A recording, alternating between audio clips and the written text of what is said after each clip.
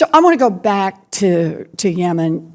For over 3 years, the Saudi Arabia-led coalition warplanes, refueled and armed with missiles by the United States, have been bombing Yemeni territory to counter Iranian-backed militias as part of a dangerous proxy war between Saudi Arabia and Iran.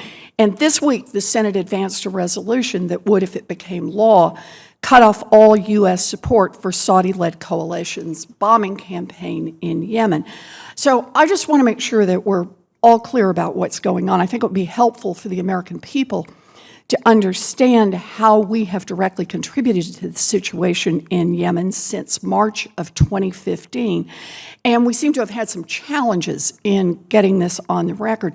So let me start here. General McKenzie, we provide both intelligence support and military advice to the Saudis for targeting Houthi and Saleh-aligned forces in Yemen. Is that correct?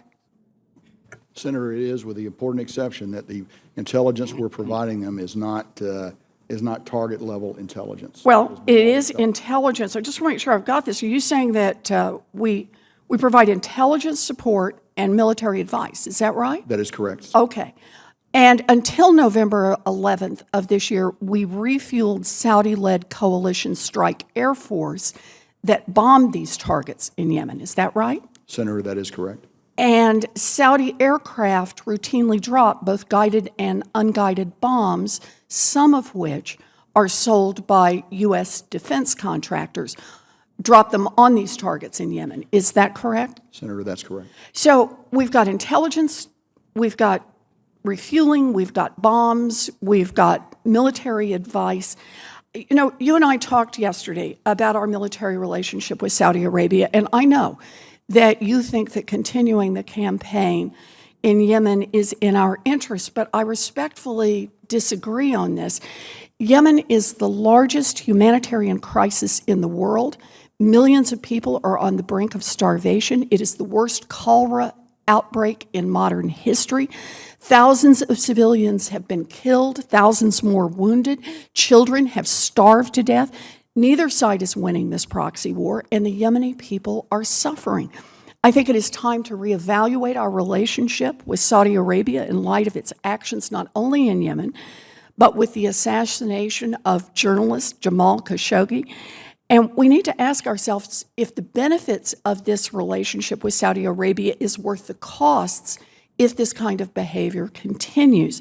And that's why I co-sponsored this bipartisan resolution that would stop our involvement in Saudi military operations in Yemen unless Congress provides specific authorization for it. So I want to ask about one other area while I have time, and that is the nuclear deal between the United States and 5 partner nations and Iran that placed Iran's nuclear program under limits and inspections so that it could not develop a nuclear weapon.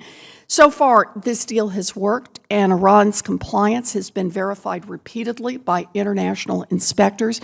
But President Trump has put this deal at risk when he unilaterally withdrew the United States and imposed all sanctions on Iran that were meant to be suspended as a condition of Iran's compliance with the agreement. Now, the Director of National Intelligence Worldwide Threat Assessment from this year said in part that the Iran deal has, quote, extended the amount of time Iran would need to produce fissile material for a nuclear weapon from a few months to about 1 year, and, quote, has enhanced the transparency of Iran's nuclear activities. General McKenzie, do you agree with the intelligence community's assessment? Senator, I do agree with the assessment. And aside from the current nuclear agreement, at this time, are you aware of any alternative binding diplomatic agreement that would prevent Iran from developing a nuclear weapon? Senator, I'm not. And since the Trump administration violated the nuclear deal by unilaterally withdrawing from it and reimposing sanctions, has the Iranian government significantly reduced its destabilizing activities?